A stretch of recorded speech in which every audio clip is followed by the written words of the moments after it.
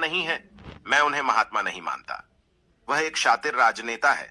यह बात बाबा साहब डॉक्टर अंबेडकर ने गांधी के बारे में कही थी। पर क्यों कही थी?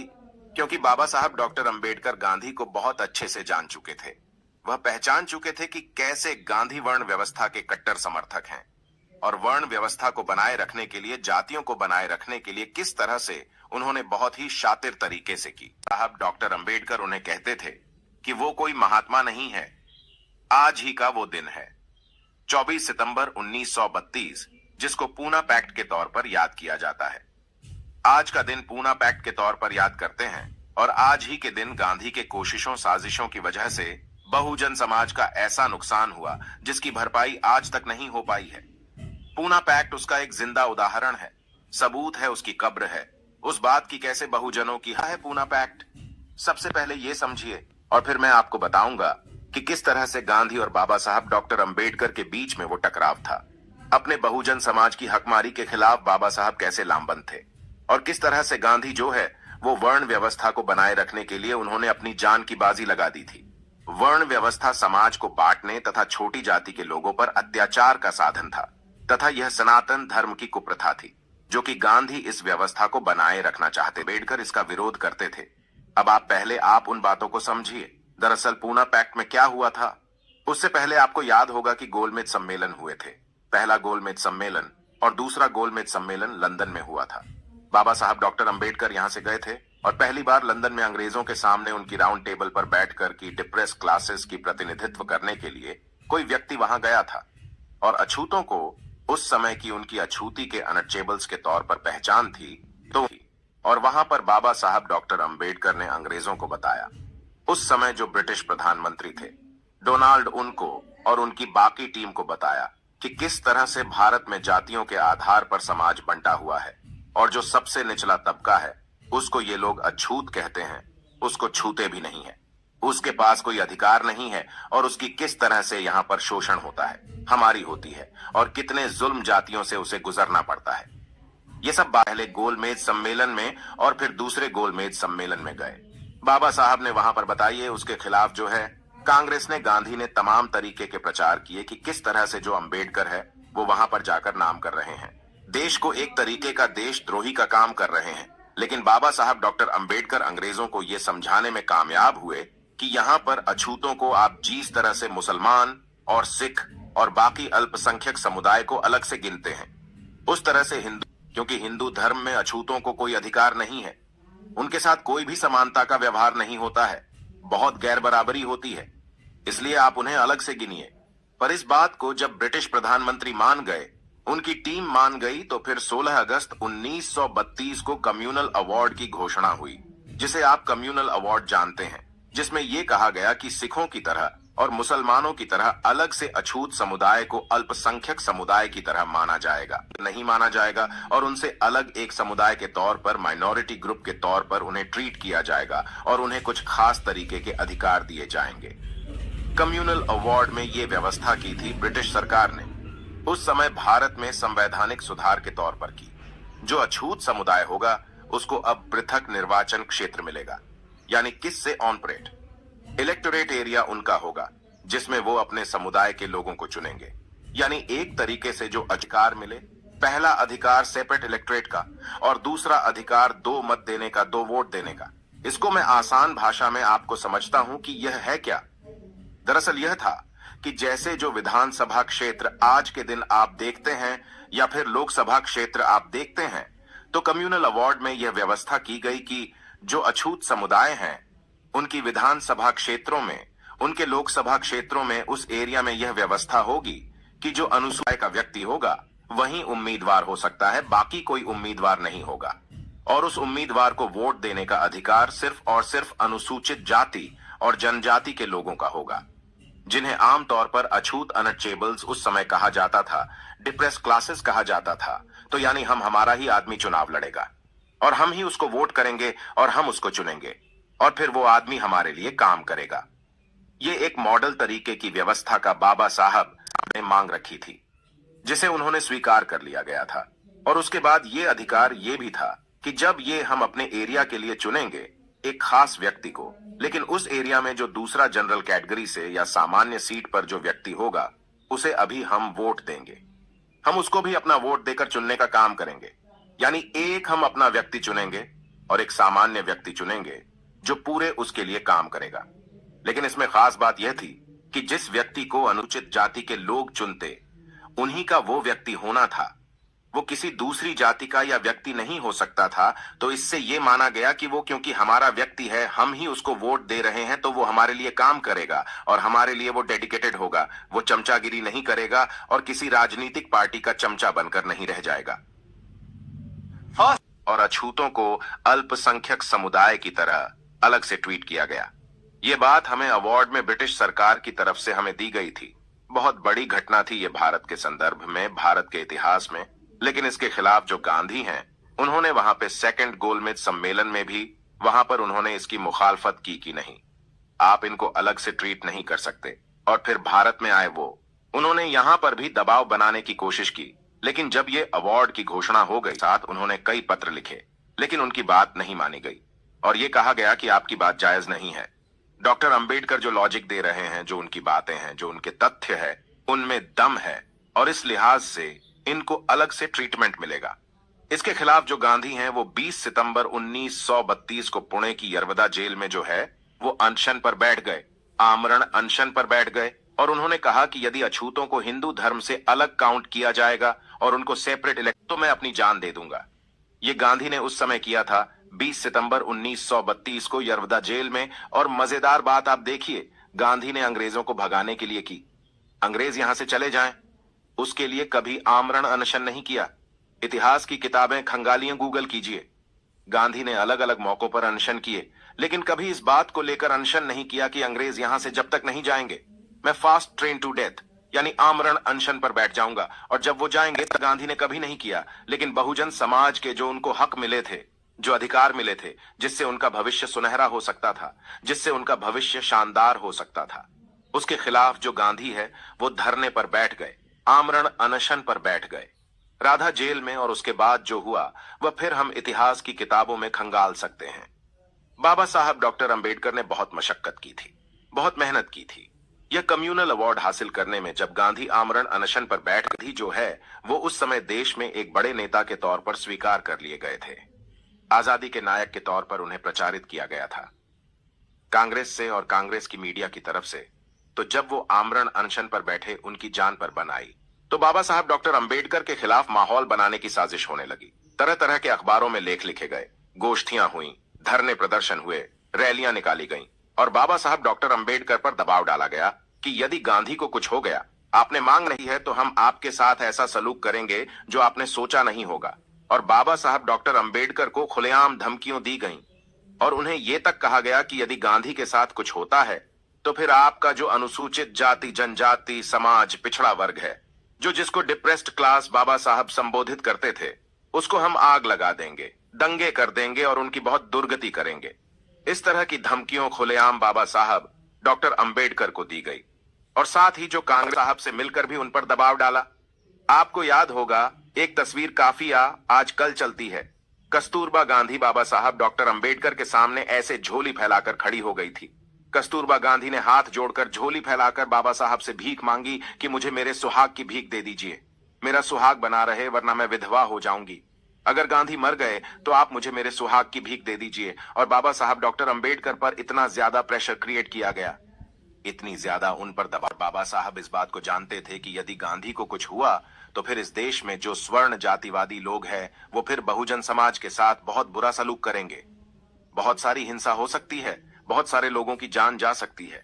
इसलिए बाबा साहब मजबूरी में एकदम मजबूर रोते हुए 24 सितंबर 1932 को आप बाबा साहब जो है वो यरवदा जेल गए और गांधी के सामने उन्होंने बैठकें कहा कि आप ठीक नहीं कर रहे हैं, मेरे समाज के लोगों के लिए मैंने इतनी मेहनत की है, लेकिन आप नहीं बात कही कि मैं मर जाऊंगा, लेकिन मैं ये नहीं चाहूंगा कि जो अछूत हैं उनको हिंदू धर्म से अलग काउंट किया जाए और उनको सेपरेट इलेक्टोरेट का अधिकार मिले। मजबूरी में बाबा साहब ने रोते हुए, उनकी आंखों से आंसू निकल रहे थे, उन्होंने पुनः पैक्ट पर साइन किए और तब ये गांधी, एक तरीके से बाबा साहब डॉक्टर अंबेडकर ने गांधी को जीवन दान दिया। हम बाबा साहब को इस तौर पर भी याद कर सकते हैं कि उन्होंने बाबा साहब ने गांधी को जीवन दान दिया। वो उनके जीवन रक्षक बने और उन्हें जिंदा रहने का जो अधिकार बाबा साहब ने एक तरीके से पूना पैक्ट पर साइन करके दे दिया। लेकिन इसके एवज में बाबा साहब ने कहा कि मैं आपकी बात मान रहा हूं, लेकिन मेरे समाज के लोगों को आप जो है रिजर्वेशन दीजिए, क्योंकि मुझे मालूम है कि जब आपके हाथ में सत्ता होगी, आपके लोगों के हमारी वही गुलामी का दौर शुरू हो जाएगा जो पहले से चलता हुआ रहा था। लेकिन आप हमें कोई अधिकार नहीं देंगे पैक में। इसके में बाबा साहब ने संवैधानिक आरक्षण की बात की और गांधी ने उसमें फिर मजबूर होके और दबाव बाबा साहब की तरफ से भी बनाया गया कि ये वरना मैं साइन नहीं करूंगा। तो फिर रिजर्वेशन के प्रावधान जो है बहुजन समाज के हैं, अनुसूचित जाति और अनुसूचित जनजाति लोगों को मिलेगा। तो ये बात की रिजर्वेशन जो है वो अचानक से कहीं से आ गया, वो नहीं था। इतनी बड़ी कीमत बहुजन समाज ने चुकाई थी रिजर्वेशन के बदले में पूना पैक्ट के जरिए। तो रिजर्वेशन इस तरीके से बाबा साहब ने हमें संवैधानिक गारंटी के तौर पे दिया और जब बाद में उन्होंने संविधान लिखा तो उसमें इसका प्रावधान भी किया, क्योंकि उन्होंने इसी आधार पर किए थे। तो ये एक बॉक्स को याद करते हैं पूना पैक्ट पर। और बाबा साहब बार बार कहते हैं कि वो गांधी को महात्मा नहीं मानते, क्योंकि गांधी को आप जब ये कहते हैं कि वो थे, वो अहिंसावादी थे, वो इंसान नहीं करते थे। तो अब आप सोचिए कि जो उन्होंने काम किया, हमारे बहुजन समाज की भावनाओं को कितनी ज्यादा ठेस पहुंची है। बाबा साहब कितनी पीड़ा में रहे होंगे, उनका मन कितना दुखी होगा। तो क्या हिंसा सिर्फ शारीरिक हमला ही है? क्या हिंसा मानसिक हमला नहीं है? आज आप देखिए, मेंटल हैरेसमेंट, मेंटल टॉर्चर ऐसे शब्द जो है इस्तेमाल होते हैं और उसको एक तरीके का अपराध माना जाता है। आप लोग किसी के साथ ऐसा करते हैं तो पुलिस में शिकायत दर्ज कराई जा सकती है कि इसने मुझे मेंटली किया, मेंटल टॉर्चर किया। आज अपराध है, एक तरीके से हिंसा। उसको दुनिया भर में माना जाता है कि वो मेंटल वायलेंस है। आप जो है उसको साइकोलॉजिकल प्रेशर डाल के उसके साथ वायलेंस ही कर रहे हैं। उसी तरीके से गांधी ने मेंटल टॉर्चर बाबा साहब को किया, साइकोलॉजिकल प्रेशर क्रिएट किया, भावनाओं को आहत किया। तो इसको एक हिंसा ही माना जाना चाहिए। तो गांधी को अहिंसा का पुजारी बताने वाले लोगों को ये बात बतानी चाहिए कि किस तरीके से उन्होंने बाबा साहब पर दबाव डालने के लिए हिंसा का इस्तेमाल किया था। उसका रूप था आमरण अनशन। तो ये गांधी के विचार थे और गांधी ने इस बात पर वो अपनी जान की बाजी लगा दी कि मैं इनको अलग नहीं कर सकता। वर्ण व्यवस्था है वो उसी तरह से बनी रहे जो चतुर्वर्ण है, जिसमें सबके काम धर्म के आधार पर बांटे गए हैं। तो गांधी ने इस बात की जो है उन्होंने सिफारिश की और उन्होंने जो उनकी किताब है, आप पढ़ेंगे सत्य के साथ मेरे अनुभव, फिर स्वराज जो उनकी किताब है, और जो ग्राम स्वराज का उनका सपना था और राम राज्य का सपना जो गांधी का था, उसमें क्या सपना था। अब किताबें पढ़े तो समझ में आएगा कि वो कहते हैं कि जो जातियां हैं वो बनी रहे हैं, वो अपना काम करता रहे और उसी से समाज जो है वो आगे बढ़ेगा, क्योंकि उसको दिशा देने के लिए, समाज को चलाने के लिए सबके काम बंटे हुए होने चाहिए और जिसको जो काम दिया गया है वही होना चाहिए। ये गांधी की मानना था। वो कहते थे कि जातियों में जो भेदभाव है वो खत्म हो जाएगी। आप उनके साथ ना करें, उनके साथ टॉर्चर ना करें। इसलिए वो बार बार हरिजन बस्तियों में जो शब्द वो लेके आए थे कि हरिजन है, वहां जाकर वहां पे वो दिखावा करते थे। और बाबा साहब जातिवादी नहीं है। आपके लोग जातिवादी अपने घर जाइए, उनको लोगों को समझाइए कि आपको किस तरह से समानता की पाठ सीखने की जरूरत है। गांधी ऐसा चाहते थे। बाबा साहब कहते थे कि मैं जातियों के खात्मे की बात करता हूं, मैं जातियों के उन्मूलन की बात करता हूं। हमें नेशन ऑन ऑफ कास्ट की बात करते हैं, हम जातियों को बनाए रखने की बात नहीं करते। और बाबा साहब बार बार ये कहते थे कि भाई, आप कैसे समाज को 4 वर्णनों में बांट सकते हैं कि ये पढ़ेगा करेगा और ये सेवा करेगा सेवा का। जो पूरा का पूरा दायित्व है वो शूद्र समाज पर क्यों हो, बाकी के लोग ऐसा काम क्यों ना करें। और किस तरह से आप जन्म के आधार पर तय कर लेंगे, क्योंकि किसी व्यक्ति में अगर 2 उससे ज्यादा गुण हुए तो वह लड़ भी सकता है, पढ़ भी सकता है। तो आप तो उसे पढ़ने नहीं देंगे, आप बोलेंगे नहीं तुम लड़ाई करो। तो ये कैसे तय होगा? क्या उसके लिए ओनल इंडिया लेवल पर कोई परीक्षाएं होंगी? बाबा साहब ने ये बातें लिखी हैं। परीक्षाएं लेंगे, फिर सर्टिफिकेट देंगे, फिर डिग्री देंगे और उसको सर्टिफाइड घोषित करेंगे कि इसमें कौन सा गुण है। अगर किसी में 2 या 3 या 4 गुण होंगे तो उसको किस तरह की सर्टिफिकेशन होगा और आप जातियों को किस तरह से बांट सकते हैं? समाज का विकास कैसे होगा? हमें जातियों को खत्म करना है। बाबा साहब ये कहते थे गांधी को, उन्होंने कहा कि आप कह रहे हैं कि भाई जय व्यवस्था लागू हो, जिसको जो धर्म मिला है वो उसका पालन करें। तो बाबा साहब ने यहाँ पर गांधी को घेरा है कि भाई वर्ण व्यवस्था लागू हो, जिसको जो धर्म मिला है वह उसका पालन करें। तो बाबा साहब ने यहाँ पर गांधी को घेरा। उन्होंने कहा, आप तो बनिया जाति से आते हैं साहब, आप जो है वो बनिया जाति से आते हैं और आपका काम जो है वो चतुर्वर्ण के हिसाब से वैश्य समुदाय में आप जब आते हैं तो आपसे वैश्य समुदाय में आप जब आते हैं तो आपका काम व्यापार करना है, आपका काम करना तो नहीं है, वकालत करना तो नहीं है। तो आपने वकालत की पढ़ाई क्यों किया, वकील क्यों बने, बैरिस्टर क्यों बने? ये तो आपने रामद्रोही आप काम किया है, धर्म के खिलाफ जाकर काम किया है। आप बनिया समुदाय से आते हैं, आपका काम पूजा पाठ करना नहीं है, आपका काम आध्यात्मिक धार्मिक काम करना नहीं है। तो फिर ही राम का सत्संग क्यों करते हैं? बार बार आप जो ये हे राम और जो ये हिंदू हैं ये क्यों करते हैं? ये तो ब्राह्मण धर्म का वर्ग का काम है। तो आपने यहाँ पर भी धर्मद्रोही काम किया है, आपने धर्म के खिलाफ जाकर काम किया है। तो आप जो बात कह रहे हैं कि धर्म के हिसाब से, चतुरानन के हिसाब से आपको अपने काम का पालन करना चाहिए, तो आपने खुद क्यों नहीं किया? बाबा साहब ने गांधी से यह सवाल किया कि आपने खुद ये बात को एप्लीकेबल क्यों नहीं किया, खुद के आचरण में क्यों नहीं लेके आए? तो आपकी करनी और कथनी में बहुत ज्यादा फर्क है। और बाबा साहब ने गांधी को कभी महात्मा नहीं मानता, वो महात्मा नहीं है बल्कि एक शातिर राजनेता है। तो ये पूना पैक्ट में आज की कहानी मैंने आपको बताने की कोशिश की और आपको समझाया कि किस तरह से हमारे साथ बहुत बड़े लेवल पर जो है एक धोखाधड़ी का काम हुआ और उसको नाम दिया गया कि आजादी की लड़ाई और हिंसावादी लड़ाई थी। और उसी की वजह से आज जो है आप देखेंगे कि जैसे मान्यवर साहब कांशीराम ने अपनी किताब चमचा युग में लिखा है कि अभी क्योंकि जो नेता होते हैं विधायक, वो समाज के नेता या विधायक नहीं होते बल्कि पार्टी के वफादार नेता, सांसद, विधायक होते हैं। क्योंकि टिकट उनको पार्टी देती है, पार्टी जारी कर देती है, उसके खिलाफ जाएंगे तो सदस्यता चली जाएगी। आप पार्टी के खिलाफ बोल नहीं सकते, अगली बार आपको टिकट नहीं मिलेगा। बहुत सारी दिक्कतें होती हैं और इस वजह से जो हमारे अनुसूचित जाति जनजाति के लोग रिजर्व सीटों से जो आते हैं वो फिर संसद में, विधान पालिका में जो है वो हमारे हितों के लिए कोई आवाज नहीं उठा पाते रहे, वो नहीं बोल पाते क्योंकि वो पार्टी के गुलाम बन जाते हैं। चमचा जी ने मान्यवर साहब कहते हैं, आप देखिए 13 पॉइंट रोस्टर का मसला हो, अभी जो है कास्ट का मसला हो, रिजर्वेशन इन प्रमोशन का मसला हो, बहुत सारे पद खाली होने का मसला हो, या फिर SC ST के ऊपर एट्रोसिटीज का मसला हो, या फिर प्राइवेटाइजेशन के जरिए रिजर्वेशन को खत्म करने का मसला हो, इतनी सारी बातें हो रही हैं। लेकिन जो हमारे अनुसूचित जाति जनजाति के वहां पर सांसद हैं नहीं करते हैं, वो बल्कि सरकार का पक्ष रख रहे होते हैं। जो सामाजिक कल्याण मंत्री बनते हैं वो हमारे ही लोग, समाज के लोग होते हैं और वो सरकार का पक्ष रखते हुए वो बताते हैं कि कैसे ये सरकार सही काम कर रही है। लेकिन वो कभी हमारे समाज के हितों की बात नहीं करते। क्यों नहीं करते? क्योंकि वो पार्टी के गुलाम हैं। मान्यवर बाबा साहब की भाषा में चमचा है।